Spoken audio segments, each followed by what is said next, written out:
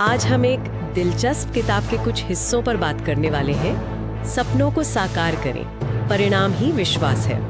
और इस गहन पड़ताल में हम देखेंगे कि जब कोई अपने सपनों को सच करना चाहता है तो उसे किन बातों पर ध्यान देना चाहिए, खासकर तब जब दुनिया यहाँ तक कि अपने लोग भी शक करते हैं। हाँ, ये एक बहुत ही आम लेकिन मुश्किल सिचुएशन है। बिल्कुल। तो आज का मकसद यही समझना है कि आत्मविश्वास, दूसरों की राय और असल में काम करने यानी एक्शन लेने में क्या रिश्ता है। चलिए खोलकर देखते हैं इसे जरा, किताब क्या कहती है इस बारे में। ठीक है, तो किताब का एक जो पहला बड़ा विचार है वो कहता है, लोग तुम्हारे सपने समझेंगे नहीं, उन्हें रिजल्ट दिखाना पड़ता है।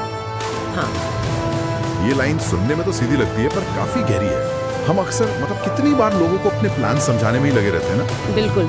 और किताब शायद यही कह रही है कि ये जो एनर्जी है समझाने वाली, वो शायद कहीं और लगानी चाहिए, क्योंकि देखिए सपने अक्सर बहुत पर्सनल होते हैं। अमूल से सही बात है। तो दूसरों के लिए उन्हें महसूस करना या उन पर एकदम से यकीन कर लेना, वो भी बिना किसी सबूत के, मुश्किल होता है। किताब में शायद इसीलिए ये कहा गया है, stop explaining, start building. Okay, बनाना शुरू करो।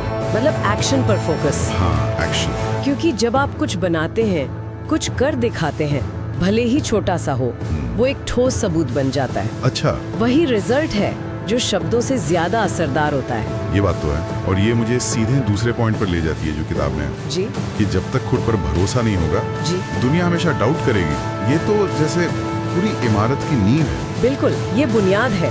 और किताब इसे सिर्फ आप कह सकते हैं पॉजिटिव थिंकिंग की तरह नहीं देखती। अच्छा, मतलब इससे ज्यादा कुछ है। हाँ, वो कहती है कि आत्मविश्वास सिर्फ अंदर की फीलिंग नहीं है, ये बाहर भी झलकता है, एक सिग्नल की तरह। सिग्नल कैसे? जैसे जब आप खुद ही अपने आइडिया को लेकर थोड़े डाउट में होते हैं, पक्के नहीं होते, तो आपकी बॉडी लैंग्वेज, बात करने का तरीका, हाँ, वो सब अनजाने में ही ये मैसेज दे देता है। और लोग, चाहे वो इन्वेस्टर्स हों, टीम हो, कोई भी हो, वो इसे पकड़ लेते। समझ गया। तो अगर हम ही कन्विंस नहीं है तो दूसरे कैसे होंगे? एग्जैक्टली।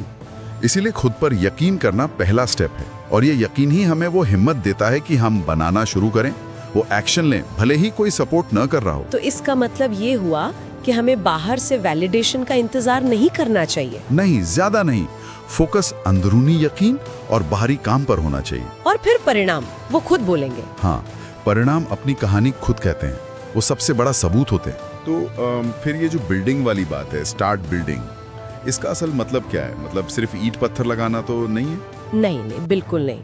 बिल्डिंग का मतलब है वो सारे छोटे बड़े ठोस कदम उठाना जो आपके सपने को हकीकत की तरफ ले जाते हैं। जैसे अगर सपना एक ऐप बनाना है, तो बिल्डिंग है उसका पहला कोड लिखना या उसका डिजाइन बनाना। अच्छा। अगर कोई सर्विस शुरू करनी है तो पहला क्लाइंट ढूंढना या वेबसाइट का पहला पेज तैयार करना।